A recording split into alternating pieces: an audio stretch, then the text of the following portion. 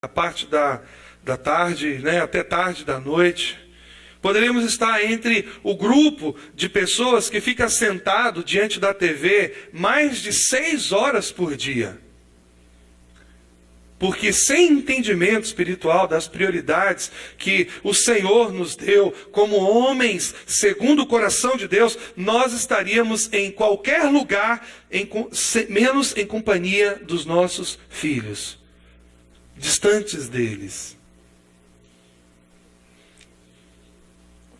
Qual é o primeiro conselho que eu gostaria de trazer para você nessa noite, com muito amor e com muito carinho, mas também com muita responsabilidade? Você que é pai e mãe também, mas principalmente a você que é pai. Eu não sei se você está notando, mas esses 3 últimos domingos, eu meio que tenho dado um puxão de orelha no pai, nos pais, nos homens. Mas isso é para alertá-lo, para despertar você. Amém? E a minha pergunta nessa noite é se, quando o profeta se levanta contra você, você é como Davi, que tem um homem segundo o coração de Deus, como um homem segundo o coração de Deus, que olha para dentro de si, do seu pecado, e pensa, né, pequei contra o Senhor, Deus dos céus e da terra, e se arrepende? Ou você é como um daqueles reis que sucederam Davi, que quando o profeta vinha para alertá-lo, né? Ou você é como Acabe, que manda prender o profeta, que manda matar o profeta, porque você não quer mudar de atitude? É isso que a gente precisa pensar nessa noite. A gente precisa de entendimento espiritual, como pai, como marido. A gente precisa compreender e receber a palavra de Deus no nosso coração. Por isso, o primeiro conselho que eu gostaria de dar para você nessa noite é: pratique a sua fé primeiramente na sua casa. Vamos repetir juntos? Eu quero praticar a minha fé primeiramente na minha casa. Amém? Efésios 6, 4, que nós lemos, fala disso. Ele diz: vós pais, não provoqueis vossos filhos a ira, mas criai-os. Agora vem 2 instruções. Criai-os, primeiro, na disciplina e na admoestação do Senhor. Deus apresenta orientações bem específicas na Bíblia para as nossas funções e responsabilidades como maridos e pais.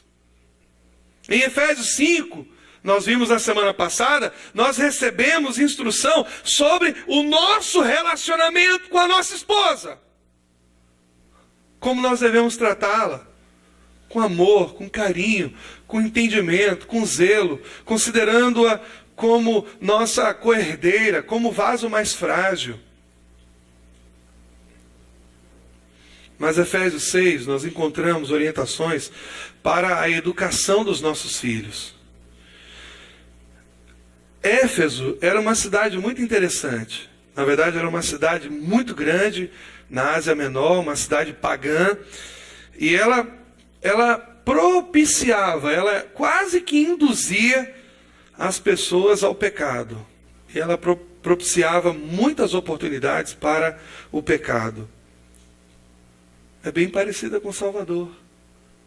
Aliás, é muito parecida com Salvador. Efésios 4:1, Paulo fala assim: rogo-vos que andeis de modo digno da vocação a que fostes chamados. Qual é a sua vocação? Diga assim: ser um bom marido. Diga assim: ser um bom pai. Diga: ser uma boa esposa. A nossa vocação é ser bem-sucedido na família. Claro, no meio do percurso existem lutas, dificuldades, problemas. Mas se você conhece a palavra e conhece a vontade de Deus, você é desafiado a superá-los. É desafiado a superá-los. Rogo-vos que andeis de modo digno da vossa vocação. Essencialmente, Paulo está falando exatamente isso. Tomem posse das verdades que lhes transmiti acerca do seu relacionamento com Deus e pratiquem a sua fé nos seus relacionamentos no lar. É isso que ele está dizendo.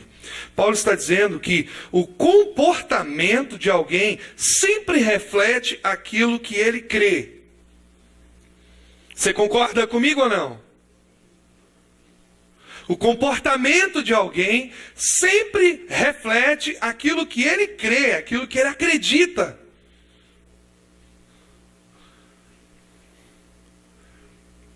Primeira coisa, pratique a sua fé primeiramente no seu lar. Nós estamos vivendo um momento difícil. A gente precisa aprender a praticar a nossa fé no nosso lar. O primeiro sacerdote do lar não é o pastor Paulo, é você, homem. O primeiro pastor da sua esposa não é o pastor Paulo, é você, homem. Mas também as mulheres precisam ser sábias, como a mulher de Provérbios 14, virtuosa, como a mulher de Provérbios 31, trabalhadora, né? Que faz bem ao seu marido. Então a fé, o lar é um local propício para nós exercitarmos, praticarmos a nossa fé. Segunda coisa, educar filhos é sempre uma parceria. Vamos falar isso para a pessoa que está do nosso lado? Você é parceira ou parceiro do seu marido ou da sua esposa na educação dos seus filhos. É assim. É assim.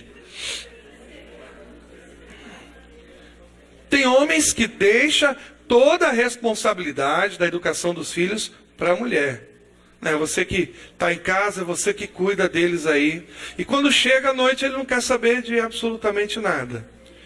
Só que o mundo mudou. Hoje a mulher trabalha também. A mulher trabalha também. Não é verdade?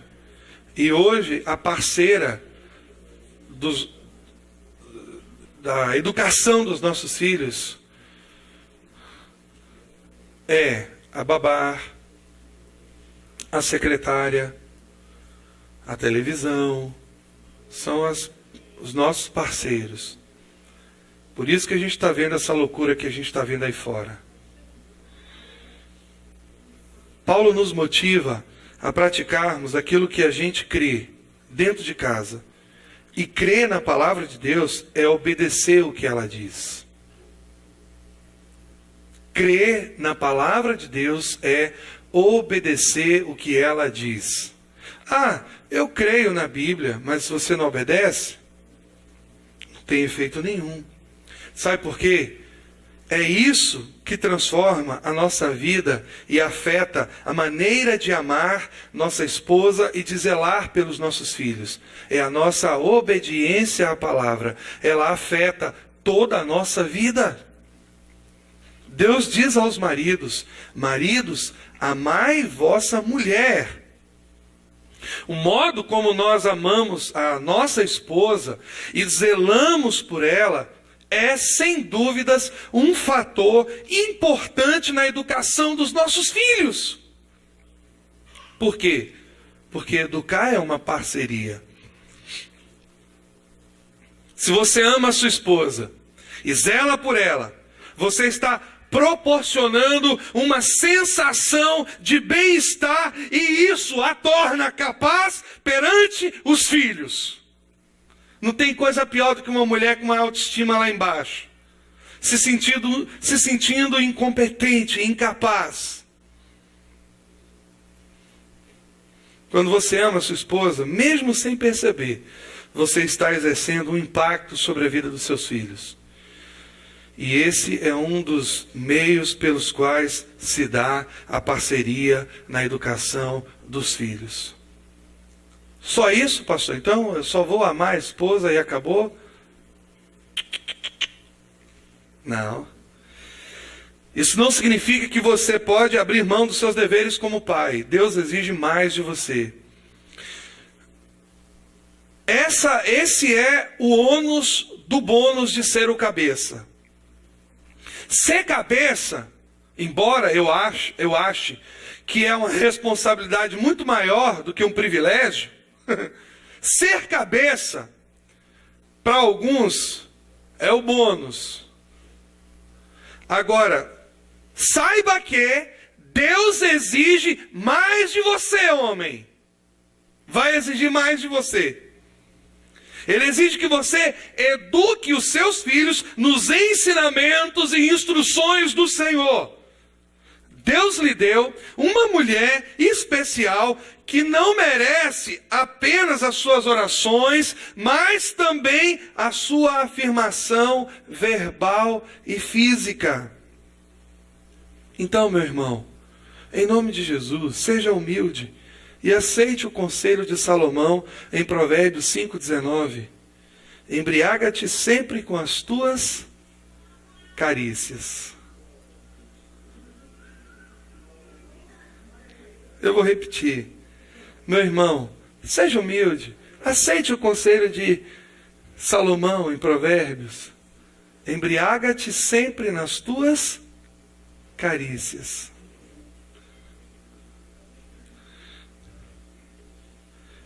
Minha irmã, seu esposo está ficando bêbado dentro de casa?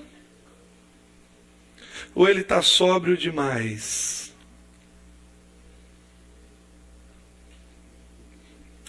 Terceiro, aprenda a lidar com o coração. Aprenda a lidar com o coração.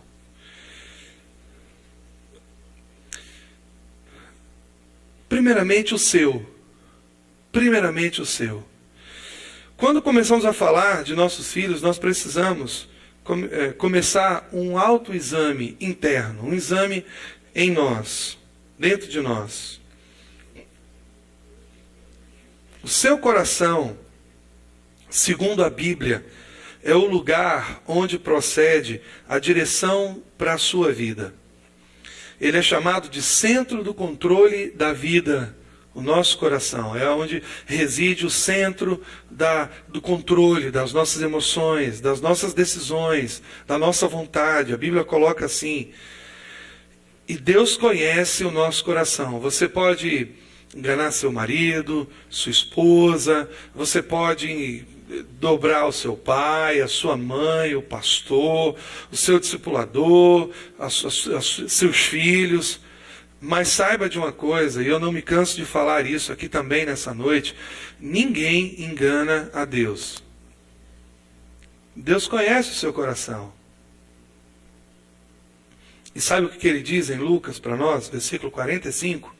Ele diz assim: o homem bom, do bom tesouro do coração, tira o bem. Vamos repetir isso? O homem bom, do bom tesouro do seu coração, tira o bem. Tira o bem. Mas também tem o contrário. O homem mau, do mau tesouro, tira o mal. Eu vou repetir. O homem mau, do mau tesouro, tira o mal. E ele vai explicar, ele vai dizendo assim no final: porque a boca fala do que está cheio o coração. Sabe o que Jesus está dizendo aqui para nós, através desse texto? Ele está dizendo que existe uma relação significativa daquilo que está dentro do nosso coração e a nossa conduta.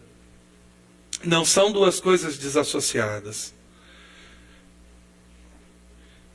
Por isso nós devemos ter o nosso coração centrado em Deus. Às vezes nós vemos pessoas brigando no trabalho, estressadas, brigando no trânsito, ofendendo todo mundo, xingando, porque na verdade o que está dentro é violência. Às vezes Jesus não entrou naquela área da vida daquela pessoa. Não somente homens, mas mulheres também. Às vezes nós vemos conflitos e confusões, e guerras e pelejas entre irmãos. Porque, na verdade, o que está dentro do coração é ódio. Às vezes é violência, orgulho, avareza. Eu preciso te dizer isso nesse momento, mais uma vez. O seu amor por Deus influenciará o seu relacionamento com as pessoas que o odeiam. Eu vou repetir para que você processe bem direitinho o que eu estou falando. O seu amor a Deus, o nosso Senhor, Criador, nosso amado Pai, o nosso amor a Deus precisa influenciar o nosso relacionamento com as pessoas que nos odeiam. Você, como cristão, como servo de Deus, não pode ter no teu coração ódio por ninguém.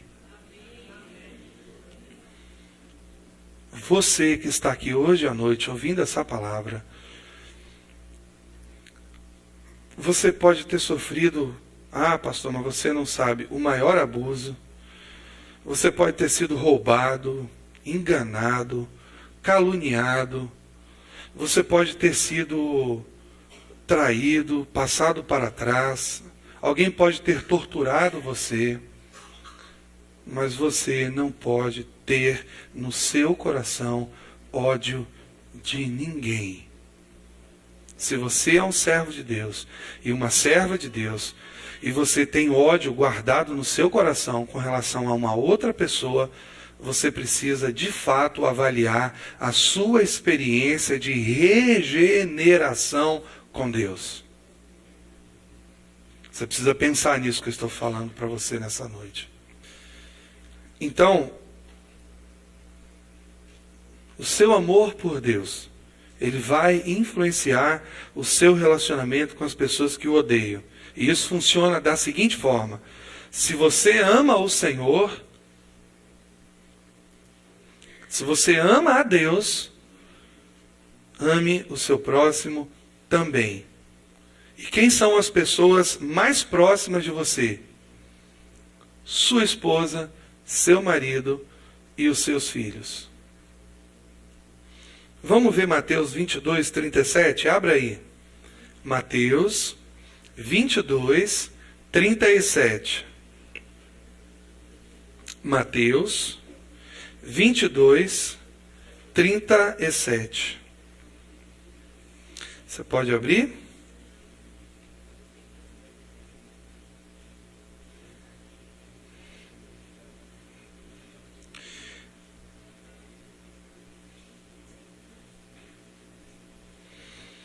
Por que eu peço para você abrir a Bíblia? É para que ela fale ao teu coração. A palavra de Deus é quem toca no nosso coração. Não é a palavra do pastor, amém? Amarás o Senhor, teu Deus, de todo o teu coração, de toda a tua alma, de todo o teu entendimento. Este é o grande e primeiro mandamento. E qual é o segundo? Semelhantemente a este, amarás o teu próximo como a ti mesmo. Como? Quem é o próximo mais próximo? Diga assim, meu filho. Diga minha filha. Diga meu marido. Diga minha esposa. Ótimo. Então, antes de instruirmos os nossos filhos, nós devemos buscar a Deus de todo o coração, é o que está aí. Primeiramente, nós amamos ao Senhor de todo o nosso coração. Embora jamais sejamos pais perfeitos, nossos anseios e nossos esforços genuínos de amar, obedecer e crescer no conhecimento de Deus eles poderão ser sentidos por toda a nossa família. Você não é perfeito, meu irmão, mas o seu filho vai reconhecer o seu esforço quando você ama, obedece e busca ao Senhor. Não tem um filho que não reconheça o amor, a obediência e o crescimento de um pai e de uma mãe em Deus. Os nossos filhos vão passar a amar ao Senhor muito por conta do nosso amor a Deus. Amor é algo que se transmite. Por isso, onde estiver o seu coração, estará também a sua família, o seu tesouro. Primeira coisa, olha para o seu coração. Olha para dentro de você. Olha para a sua alma. E veja como você está amando a Deus. Olha para dentro de você.